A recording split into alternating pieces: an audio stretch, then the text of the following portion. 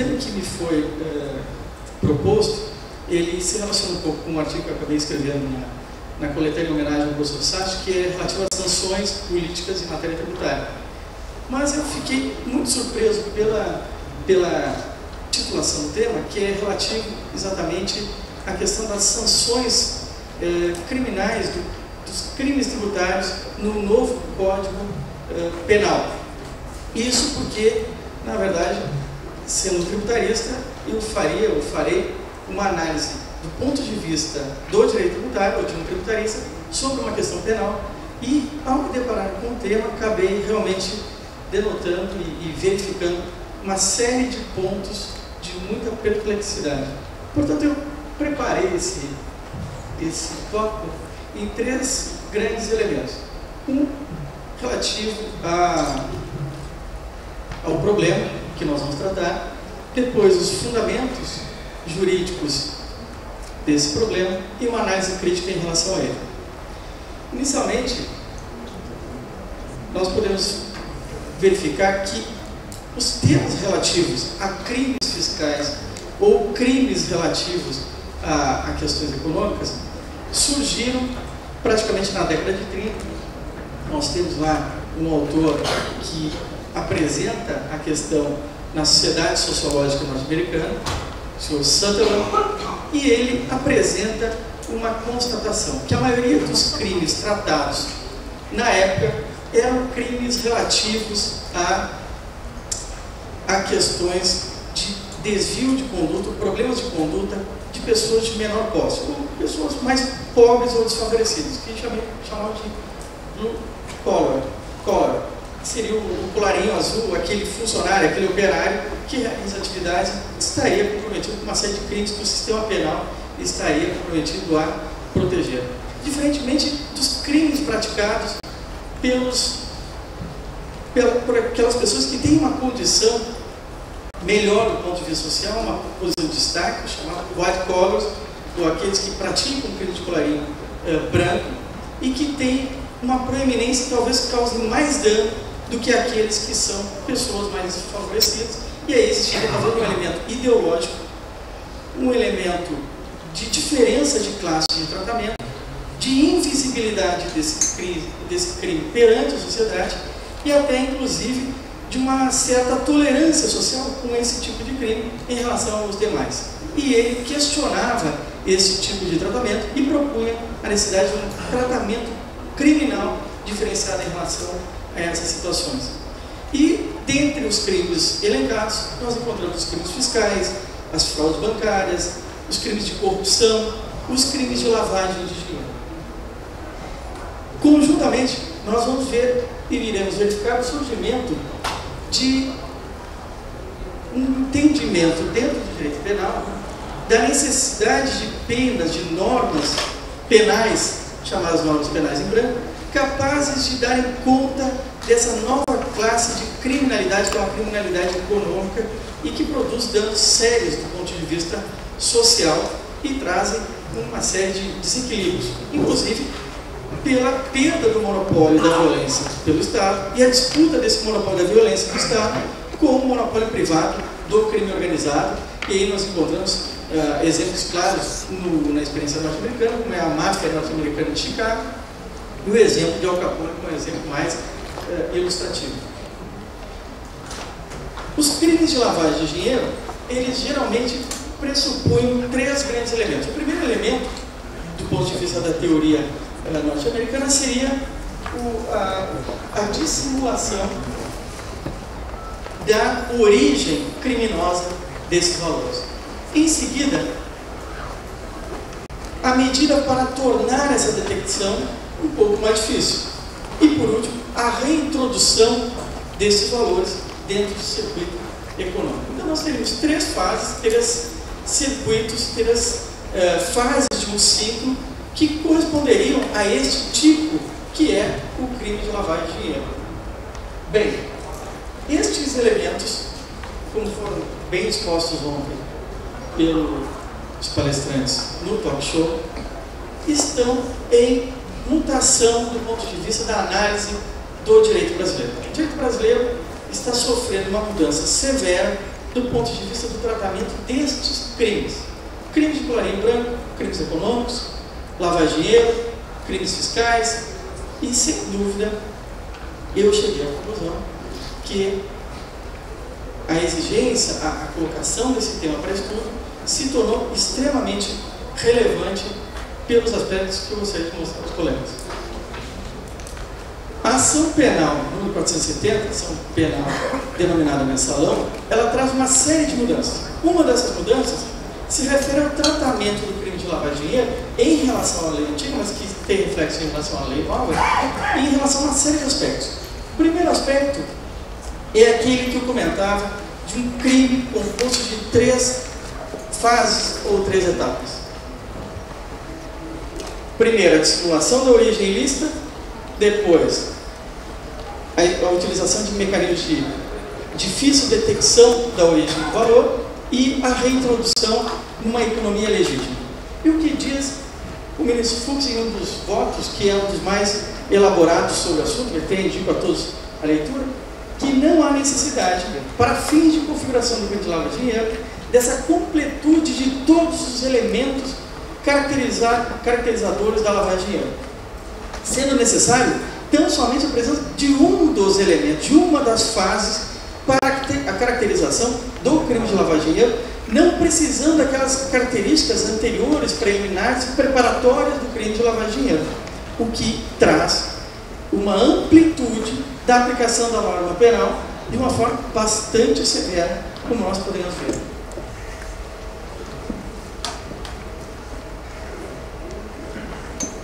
Portanto, o que se precisa não é tanto, de novo, ainda no voto do ministro Fux, a necessidade de gerar um ciclo completo, mas gerar uma possibilidade de realização desse crime complexo e sofisticado que é a lavagem de dinheiro. Outro elemento muito significativo que aparece no voto do ministro Fux, que é muito interessante, é a questão da necessidade de comprovação do dolo em crimes de lavagem de dinheiro. E aqui se adota uma visão, não é exatamente a teoria do dolo na coisa, dolus ex re, mas a desnecessidade de comprovação da intenção do dolo de praticar o crime de lavagem de dinheiro, bastante que se comprove que existem elementos suficientes para se demonstrar que a pessoa tinha conhecimento em relação ao que estava sendo praticado. Este entendimento se refere a uma orientação do Grupo Especializado de Combate aos Crimes Financeiros, um grupo internacional vinculado à Organização de Cooperação e Desenvolvimento Econômico, que diz que, inclusive, os países vinculados a estas organizações devem tentar realizar, do ponto de vista das suas legislações, uma redução da exigência do elemento intenção ou intencional do ponto de vista da caracterização dos crimes de colarinho branco e de lavagem de dinheiro, que é um outro aspecto que veremos a seguir. Portanto, a comprovação do dolo,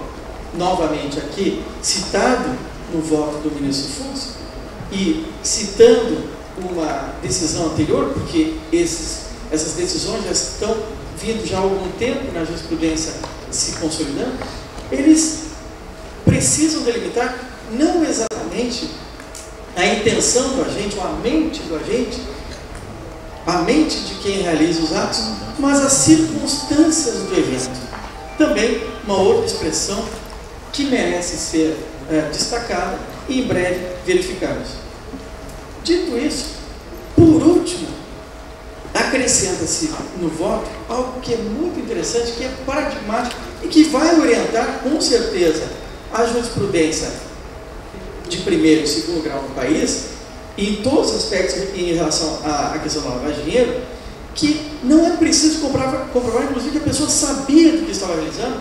mas que ela, inclusive, poderia ser considerada culpada se ela deveria saber que aquela conduta estaria auxiliando na prática do crime de lavagem de dinheiro. Bem, este problema, portanto, que é o problema dos crimes no novo Código Penal,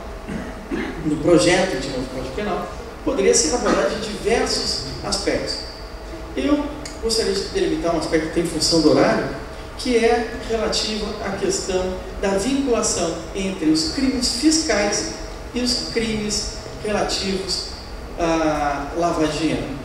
A sonegação fiscal e os crimes relativos à lavagem de dinheiro. Nós poderíamos ter diversos aspectos, mas creio que a partir dessa análise, pelo menos preocupantemente do meu ponto de vista, exige hoje que o tributarista não conheça apenas um pouco de contabilidade, alguma coisa de filosofia, mas passe a se preocupar também um pouco e muito com questões relativas à compliance tributária ou obediência tributária às normas, sob pena de caracterização de uma determinada participação ou não em algum crime relativo à lavagem de dinheiro, de uma forma que é bastante preocupante. E isso em todas as fases da atuação profissional, que inicia na impugnação e vai até outras fases, com planejamentos e assim por diante. A lavagem de dinheiro, o crime de lavagem de dinheiro, tem uma certa tradição no país, mas a lei que estabelece de modo claro o crime realizado no país, que é a Lei 9613, estabelecia, de um ponto de vista bastante claro, quais eram os crimes que eram considerados, do ponto de vista da legislação, como aqueles que permitissem a caracterização do crime de lavagem de dinheiro, ou os denominados crimes antecedentes. E havia uma listagem desses crimes, como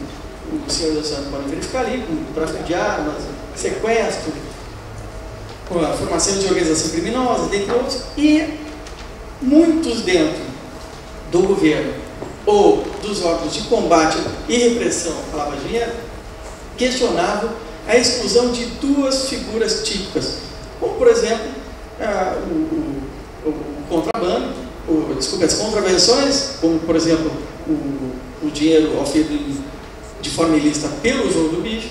ou a questão relativa à sonegação fiscal. E essas orientações, inclusive de vinculação dos dois elementos, é algo que se apresenta na legislação internacional e na experiência internacional. A própria legislação estabelecia que a norma ela era dirigida à presença de um crime antecedente, que são aqueles crimes que nós verificamos nos itens anteriores. A nova lei relativa à lavagem de dinheiro, que é algo que merece a atenção dos tributaristas, não sei se todos conseguiram verificar de uma forma mais profunda, ele se dirige àqueles atos ou resultados econômicos provenientes, direto ou indiretamente, de qualquer tipo de infração penal, não estabelecendo limites quantitativos ou qualitativos, e podendo incluir, inclusive, aqui a questão da sonegação fiscal, que é algo que com certeza vai merecer a atenção. Tem uma obra espetacular sobre o assunto, mas que traz uma preocupação extremamente elevada. E a norma elenca algumas dessas condutas, as mais variadas. Por exemplo, todos aqueles que movimentam elevados valores em diversas operações ou atividades econômicas, tais como negociação de jogadores, atividades no meio rural, atividades imobiliárias, atividades no mercado de luxo ou de arte, de tal forma que estas pessoas devem hoje, a partir desse período, adaptar-se a um momento de verificação dos meios de cumprimento que se denomina compliance tributária ou obediência às normas tributárias, sob pena de se verificar a possibilidade de aplicação dessas normas de forma bastante grave.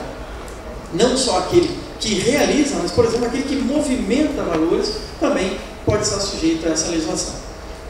Ou mesmo aqueles, até acabei grifando, aqueles que exportam ou importam com valores desconformes à operação. Algo que era tratado por diversas normas tributárias e aduaneiras, acrescenta-se agora a possibilidade de configuração de crime de lavagem de dinheiro. Acrescentei também ali um dispositivo que eu acho que é da mais absoluta significância, que são aqueles que estão submetidos à pena que possuem, por exemplo, vocês podem encontrar aqui, a atividade em grupo, associação ou mesmo escritório, com o auxílio à atividade principal, mesmo que não tenha uma atividade principal dirigida à prática desse crime e que, portanto, poderia levar também aqueles que têm uma certa assessoria a essas atividades como sendo participantes desse crime. Não seriam somente, portanto, os diretores de grandes empresas que estariam, digamos, temerosos das suas atividades, mas eu incluiria também todos aqueles que direto e indiretamente têm relação com atividades de elevado valor ou de negociação e movimentação de elevado valor, como jogadores, como atividades rurais, como atividades financeiras, que poderiam incorporar, por exemplo, atividades de suporte, como contadores, auditorias, consultorias e assim por diante. E mais do que isso, o texto da legislação nova não estabelece apenas a imputação do crime àquele que sabe que a atividade se constitui em atividade criminosa de lavar dinheiro, mas aquele que, tendo conhecimento, participa de associação ou grupo que permite que se realize a atividade. Bem, eu não sei exatamente a diferença entre saber e ter conhecimento, mas sei que são níveis diversos de compreensão da realidade e o ter conhecimento é mais frágil que realmente saber. Mas se nós formos nos recordar do voto na ação popular, na ação penal 470, não se diz apenas em ter conhecimento, mas que deveria saber que a atividade ela pode ser uma prática criminosa. Não só, mas saber, nem talvez ter conhecimento, mas aqui nós ampliamos e aumentamos a possibilidade de tratamento a ter inclusive o dever de ter conhecimento de que aquela atividade deveria ser criminosa. Tem um amigo que é advogado criminalista, é um dos autores em matéria de lavagem de dinheiro, o professor Andrei Schmidt, junto com o professor Alexandre Feldes, e eles se espantaram pelo número de vezes que a palavra crível apareceu nos votos do mensalão da ação penal 470. E para se determinar a culpabilidade de determinada conduta ou não, havia sempre a expressão: não é crível que determinada pessoa não soubesse, não é crível que ela não deveria saber. E o crível aqui se transformou em prova indiciária. Bem, os advogados, por enquanto, não têm tanto a temer em determinadas situações, mas eu considero que o que está se realizando não é, na minha opinião, crível do ponto de vista da legislação penal. Temos aqui um caso que é muito interessante, uma legislação do Estado do Mato Grosso, que estabelece a responsabilidade solidária dos advogados. É uma lei que está no Estado do Mato Grosso, não sei se alguém é do Estado do Mato Grosso, mas que estabelece a responsabilidade solidária do advogado no que tange a prestação de informações com falsidade. Não só o advogado, mas o administrador, o contador, o auditor, ou seja, há uma expansão de atribuições e sanções e deveres de compliance também à profissão do advogado, que não aparece na lei de lavagem de dinheiro, mas há sempre um questionamento do porquê a atividade de assessoria jurídica não estaria presente no caso. Há, inclusive, uma ação direta de proporcionalidade em relação a esse dispositivo da Confederação Nacional dos Profissionais Liberais. Espero que ela seja julgada favorável e seja questionada a constitucionalidade desse dispositivo. Está para julgamento com o relator ministro Celso Mello. Então, é algo que merece o questionamento. E aí vocês têm o dispositivo da legislação do Estado do Mato Grosso. E eu, a partir daqui, gostaria de fazer uma breve análise crítica do que nós estamos impulsando, em função, inclusive, do horário dos 20 minutos que nos são designados. E quando eu verifico um texto dessa amplitude, com esta força, nós perguntamos se realmente essas regras são insuperáveis, se essas regras representam realmente o verdadeiro anseio popular e a verdadeira concordância prática com os interesses sociais. Bem, nós sabemos que essa medida é uma medida tomada em função de um esforço internacional de combate à lavagem de dinheiro e de união com o combate aos crimes fiscais. Há orientações da Organização de Cooperação e Desenvolvimento Econômico de estimular cada vez mais o uso de elementos tributários para o combate à lavagem de dinheiro, mas também de utilizar instrumentos de combate à lavagem de dinheiro para combater os crimes fiscais ou de sonegação. Nós podemos perguntar quais são os bens jurídicos protegidos por essa norma. E eu já vi alguns sendo elencados: supremacia do interesse público, o crédito público, o interesse social, a função social do tributo, a solidariedade social, o financiamento dos direitos fundamentais. E eu não sei se esse elemento ele nos permite realmente realizar um Estado democrático de direito. Eu gostaria sinceramente de fazer, nesses 5 minutos que me faltam, uma reflexão com os colegas, se realmente essa legislação não se traduz em um caminho muito perigoso do ponto de vista da democracia e da proteção do Estado de Direito e das liberdades individuais, especialmente pelo fato que reduz extremamente a possibilidade de defesa do contribuinte. E nós podemos ver que a aplicação dessa norma, como disse a doutora Suzana, ela é muito pesada, incluindo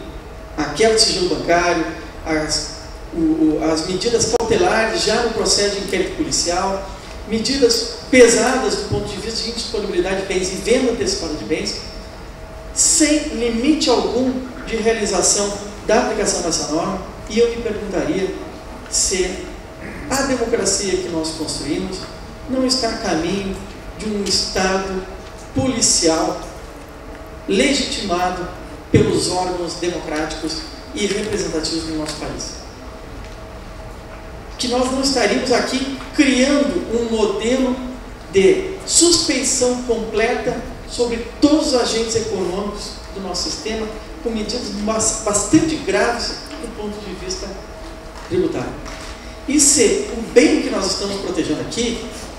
não acaba atacando um bem maior, que é a liberdade, que é o Estado Democrático de Direito e o sistema democrático como um todo. E se o meio utilizado, não só o bem, mas o meio, que seria a última ratio, está se tornando a primeira ratio de combate à criminalidade, e nós não deveríamos utilizar outros instrumentos, inclusive de análise econômica do direito, que são muito mais eficazes. E, portanto, eu até me pergunto se a democracia ela é algo assim tão intangível do ponto de vista da própria democracia e de superação desses dilemas. Estudando até, eu verifiquei algumas teses que eu achei muito interessantes. Uma que nunca existiu uma guerra entre duas democracias, eu tentei verificar, nunca dois países democráticos entraram em guerra. Geralmente os países democráticos, se forem ver na história, têm vantagens contra países não democráticos numa guerra, mas aonde falecem os estados democráticos? Se nós formos ver na República Romana com Cícero, na República de Weimar com Carl Schmitt, se nós formos ver na maioria dos momentos históricos, a República e a democracia falecem por problemas internos. E são os problemas internos da democracia que fazem com que ele venha a falecer. Bem,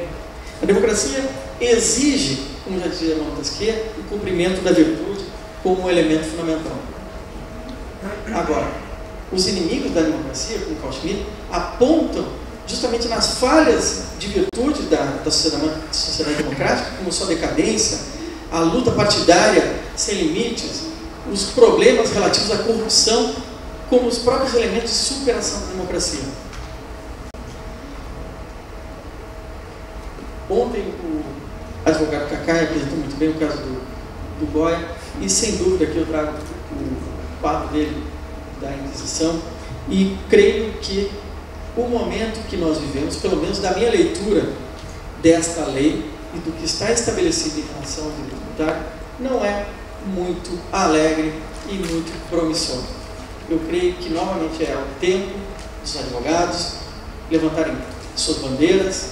se munirem de suas armas, que são os códigos, e dizer: nós queremos uma sociedade livre,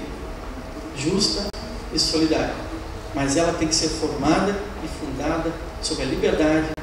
e aqueles princípios basilares que nós conquistamos com muita luta, tais como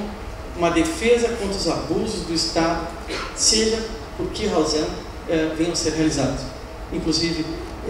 passei a frase do Working, que diz que